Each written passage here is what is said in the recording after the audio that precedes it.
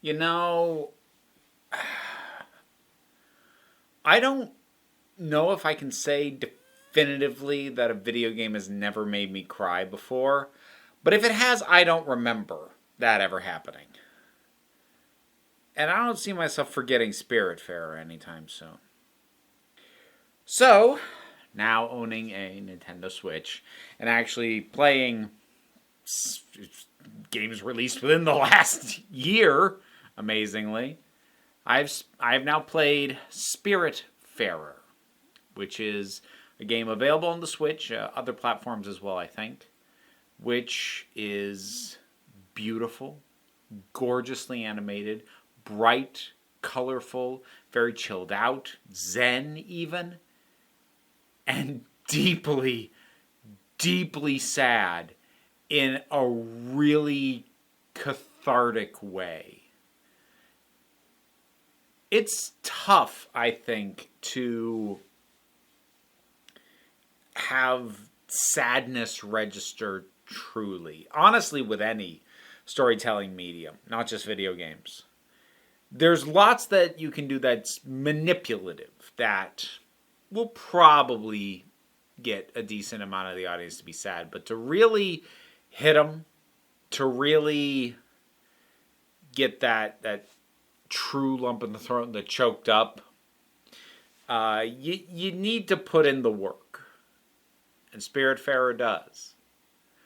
So, what this game is, I'll start with trying to explain the basic setup. So, you play a character named Stella, who is a woman with an absolutely absurd hat and a cat, who has taken over the job of ferrying the recently deceased to the afterlife. Game actually opens with Charon, the traditional boatsman, retiring and handing the reins over to Stella. And your mission from there is to travel this sea, which has islands and various things in it, to find the various spirits that you're meant to be ferrying. They will join you on your boat. They will stay with you for a while, and you basically have to take care of them until they're ready to fully pass over. And the spirits take the form of anthropomorphic animals. They were people, but this is who they are here in this place. And as I said, it's gorgeous. It's absolutely visually beautiful. The music is fantastic. The mood is just wonderfully pleasant. There's very little about it that is ominous. I'm not going to say there's nothing, but that's not the vibe it's going for. Now, mechanically, if I were to try and classify it as a genre, it's part exploration game, part continuous fetch quest, and part, I guess I'll just go with farming sim, because it has the kind of things like your Harvest Moons and your Stardew Valleys, where you are managing fields and gardens and livestock and trying food together to create recipes and managing resources to create new resources, which will allow you to build things that will either make the spirits on your boat happier or will enable you to get more of the resources you need. So it's that sort of thing. So it's interesting. I wouldn't have necessarily thought that this narrative would lend itself to this kind of farming sim style gameplay, but it does mostly because of the vibe. Because the vibe of those kinds of games is very chilled out. And those aren't normally games I play, for the record. But the vibe of those games is pretty chilled out, and so's the vibe of this, including the narrative. So, as I said, you take care of these various spirits that you gather over time, and eventually, at various points when you've met various requirements, they will tell you that they are ready to go. You take them to what's called the Ever Door, where they pass on for good. And I'm going to get into some of the specifics of what I really, really liked about this. And when I do, I'll give you a spoiler warning, because I'm going to tell you that I found the game absorbing, delightful, and really, really touching. This was me watching the credits roll at the very end. This hit me pretty well, and like I said, it was a cathartic kind of sadness. So I do recommend this game. I should note that the game is unfortunately a bit buggy. If I were to guess how many times it crashed on me, it was probably around 12. In about 12 hours of total game time logged. Fortunately, it has a pretty decent autosave system. Basically, every time you advance one of the sort of tasks you've been given, it does an autosave. But if you find yourself going on a long stretch of resource gathering where you haven't done any of the vital core story tasks in a little while, and it crashes on you, then you might want to step away and calm yourself down if that happens.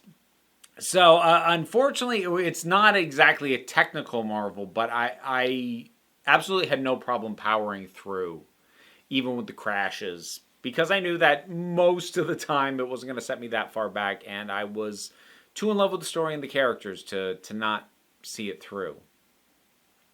So I am going to start to get into more specifics, and I think it is better played not knowing any more than what I've already told you. So if you think it sounds good, I would encourage you to play it.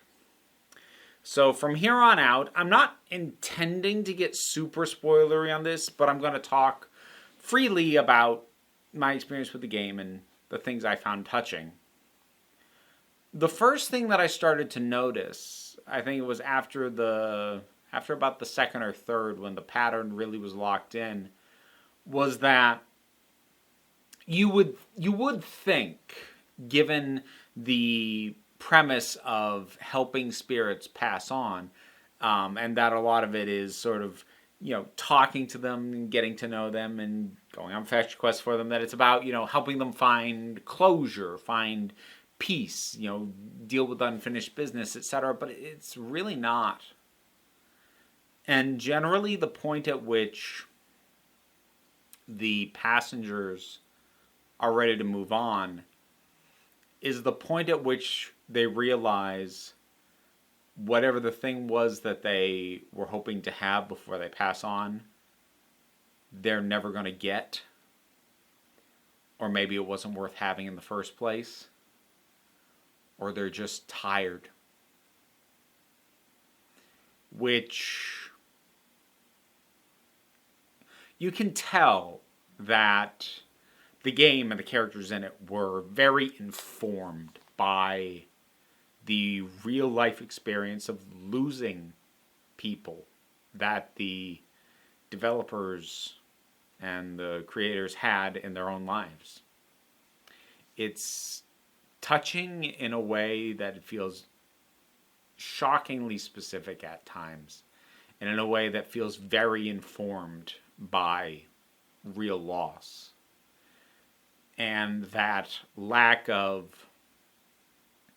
well, everything is better for them now, I think reflects the reality of loss. Because even if you're able to believe, well, they're in a better place, which this game does not dispute, it doesn't create the illusion of, and everything's perfectly wrapped up here. It's not. There's things left undone. There are things that you can't have that you may want before you go, but it's just not going to happen for whatever reason.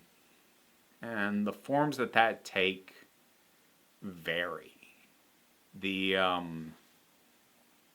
first one that got me choked up was Summer, the snake. And actually what's interesting is that what got me choked up about her was actually my interpretation of what was going on with her, which the game actually towards the end refuted. It actually gave me something else and laid out very much as the correct meaning of something that I had attributed another meaning to. I'll touch on that really quickly. So each of the spirits that you take on, they allow you to trigger certain events, and those events often have a sense of ominousness to it, and not always, but often, and it can be anything from sort of, trying to literally catch lightning in a bottle to trying to catch these certain kinds of fireflies, and in the case of Summer, there are these dragons dotted around the map, and from a mechanical standpoint, it's the closest thing the thing has to a boss fight, because there's no combat in this, and even this isn't really a fight. But mechanically, they have ore deposits, like, embedded in the dragon. And you have to sort of navigate its body to break up the ore.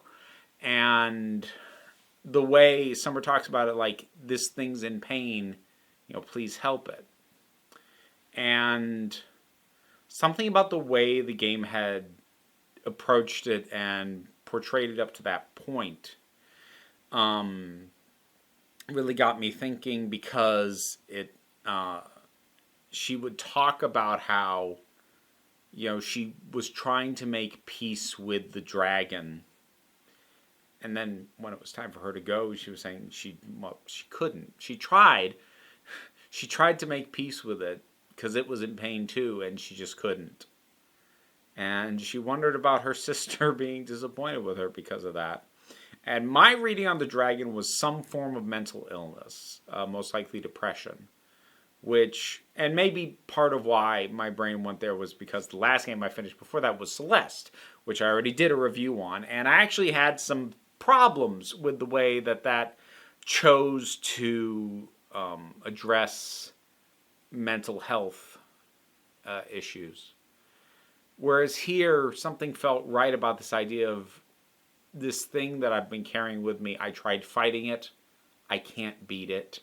I tried working with it to coexist with it, but I just can't. It's time for me to go and acknowledge that this thing is not going to be something that I'm at peace with. And then we find out closer towards the end that what the dragon most likely actually does represent is cancer, which I guess works, but I got choked up on my own interpretation as opposed to the one the game presented me later. The departure that hit me even harder than that, well, actually there were two. There's the character of Atul. That's the frog. He doesn't say goodbye. He just leaves. Just one time he's just gone. That one hit different because it broke up the pattern. Because nearly every other character they tell you, I'm ready, and then you take them and they have this departing speech. Atul's just gone. One day he's there and then he's not. And you don't get to say goodbye. And then there was Stanley. It was this little mushroom figure. And Stanley's a child.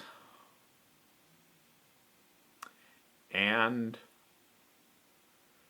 has the energy and the hope and the fears of a child.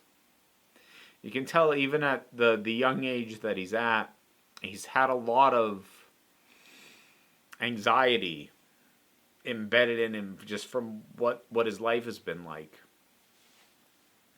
And he gets so excited by things, and then gets so worried and so hung up that, he was trying to make people happy and it didn't work, and that he's a disappointment.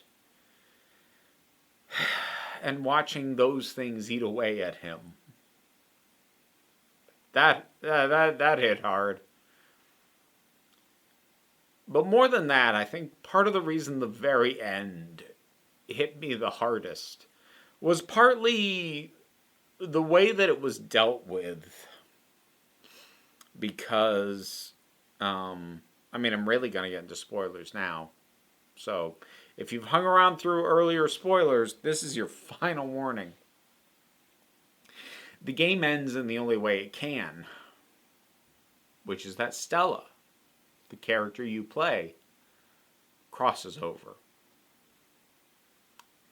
And it's always hit me very hard in stories when characters are given permission to let go. And that's part of why the end hit me. But another part of that is actually the build up to it. Because the first spirit that I had crossover was Gwen, and that happened relatively early into the game, and then Summer wasn't too long after that. But even as the spirits were crossing over, I was accumulating more. I think it topped out at 4 at the same time. And when that was going on, I was running all over the ship doing stuff, because you have to be sure everybody's fed, and a lot of these folks have dietary restrictions, and some of them eat more often than others, and you're also trying to run around and accomplish the various things to move the plot forward, and maybe trying to gather some resources, and you've got to deal with your garden and the fields and the sheep and all this stuff. And I was always running around. I was always busy. But then when it whittled down, and I think where it started to sink in was when I was down to Elena and Buck. And Elena was a pain in my ass. And I still got choked up when she left. And I knew exactly what they were going to do. For how her character had behaved up to that point, I knew exactly what they were going to do.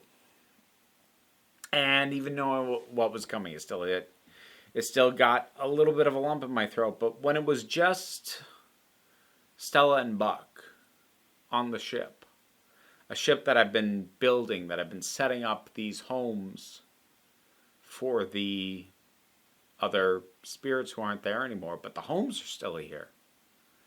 And there's all these standing monuments to people who are gone. And more than that, I only had one person that I still needed to feed. And yet I was running around harvesting the wheat and pulling up the vegetables and finding myself wondering, why am I doing this? There's no point anymore. There's nobody left. And there was this unique kind of loneliness where I'm in this space doing these things that I used to have to do. And at this point, I'm doing them either out of habit or to pass the time until I go. This game is really wonderful. It's beautiful. It's heartbreaking. It's touching. It's insightful in a way that feels like it takes proper advantage of the medium, because that feeling towards the end of feeling like I'm still doing the I don't know if that was anyone else's experience, but that was mine on this boat that's almost empty. and I'm still just going through the motions. And the fact that the game was set up in such a way that enabled me to have that and to be kind of alone with my thoughts about that, it says a lot. And in the very end, what started the tears really flowing is that when you make the move to finish the game and have Stella go through the Ever Door, these ghostly images of the spirits who've left show up on the boat by their houses. The first one I saw was Summer. The dang snake, that was the first one who really started to choke me up. And I ran up to her and I hugged her immediately. And went and found every single one of these characters and hugged them. And I don't know if the game requires you to do that. It might not let you proceed until you've hugged everybody. I wouldn't know, because there was absolutely no way I was going to move forward without doing that.